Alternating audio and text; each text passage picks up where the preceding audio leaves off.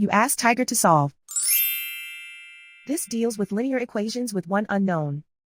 The final result is W equals 182. Let's solve it step by step. Isolate the W. Multiply both sides by 7. Group like terms. Multiply the coefficients. Simplify the arithmetic.